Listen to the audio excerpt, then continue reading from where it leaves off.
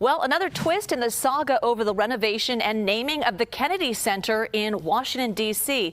Now the Trump administration says it's all or nothing. It threatens in a court filing that if the administration is not allowed to follow its renovation plans, including returning President Trump's name to the facade, it will demolish the Kennedy Center. So let's bring in CBS News congressional reporter Taurean Small. So, Taurean, what happens now in this fight over the Kennedy Center?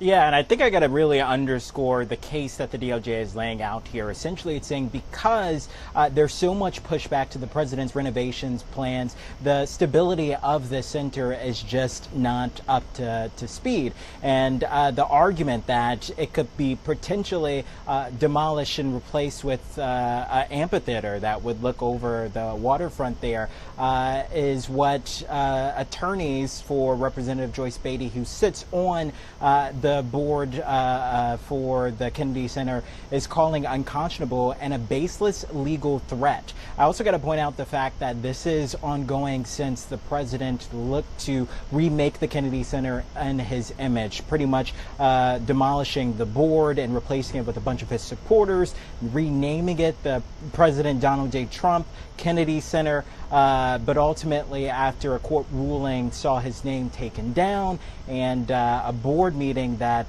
held up these proceedings, it looks like this will be tied up in quite a bit of litigation. The judge that's presiding over this case has to consider the DOJ's response to this potential demolishment of this establishment, but ultimately, though, this looked like this might be drawn out a bit longer than the president had hoped for.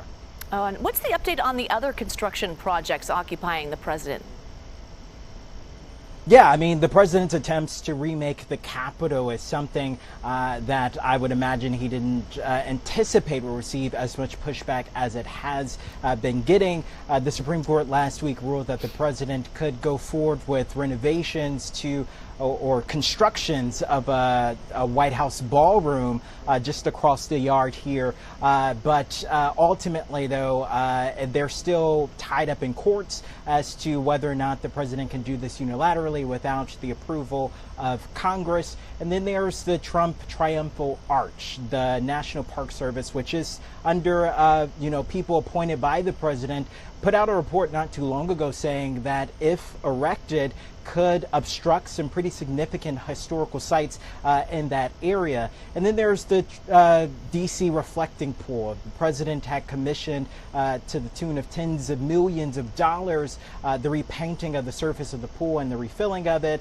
as well as algae abatement. But ultimately, as according to his D.C. attorney, Judge Jeanine Pirro, we saw a botched job that ultimately led to it being drained again and going through renovation. So the president is pretty much tied up in a lot of these disastrous renovation projects that he's looking to correct, but ultimately it's litigation that's pretty much prolonging the timeline for these projects.